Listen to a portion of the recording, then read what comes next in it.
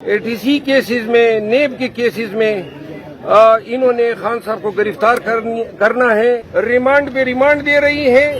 شاہ محمود قریشی جو کہ cyber case میں کوئی ایکیوزڈ ہیں، ان کا 11 دن تک ریمانڈ ہو گیا ہے۔ جب خان صاحب کو پیش کریں گے تو وہ کہیں گے جب ان کے لیے 11 دن کا ریمانڈ ہے تو خان صاحب کی ریمانڈ بھی اتنے ایام ہونی چاہیے۔ ہمیں کوئی نیکی کی امید نہیں ہے۔ جیل میں جس طرح ان کو رکھا گیا، جس طرح وکلاء کو، ان کی فیملی کو، ان کے معالج کو ان تک رسائی نہیں دی گئی، اور اڈیالہ جیل میں رکھنے کے بجائے اٹک جیل کے ایک چھوٹے سے سیل میں رکھا گیا جہاں پر کیمرے انسٹال کیے گئے۔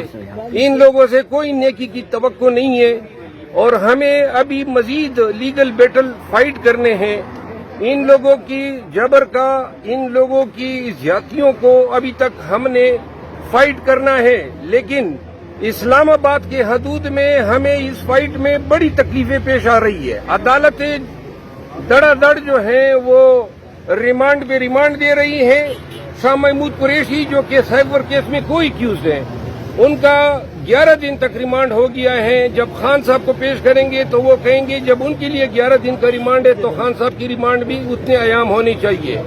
اور ATC جج نے یہ ریمانڈ یکمشت دینے کے بجائے ٹکڑوں میں کیا تاکہ ہم ہائی کورٹ نہ جا سکے۔ اس دفعہ انشاءاللہ ہم جب خان صاحب کی ریمانڈ کے لیے ادھر پیش ہوں گے تو ان کا جو یہ ٹرک ہے اس کو چلنے نہیں دیں گے۔ باقی جو ہے پاکستان تحریک انصاف اور پاکستان کے عوام یہ جان لیں تو شاخانہ کی یہی حیثیت تھی جو اس فیصلے سے بادل ناخواستہ جو ہے چیئرمین PTI جو ہے ان کو کی ریلیز کا آرڈر جو ہے وہ کرنا پڑا ہے، اور انشاءاللہ یہ تمام کیسز جو ہیں ایسے ہی کچرے کا ڈھیر ہیں، اور ایک ایک کر کے سب یہ کیسز ملیا میٹ ہوں گے۔ Thank you. آپ لوگوں نے جو پٹیشن دائر کی تھی، آپ لوگوں نے باقی کیسز میں گرفتاری روکنے کے لیے جو پٹیشن دائر کی وہ سماعت کے لیے مقرر ہے یا نہیں؟ میرا خیال ہے اگر قانون کے مطابق انہوں نے خان کو آج ہی گرفتار کرنا ہوگا اور کل اس کو یہ ATC کورٹ میں پیش کریں گے۔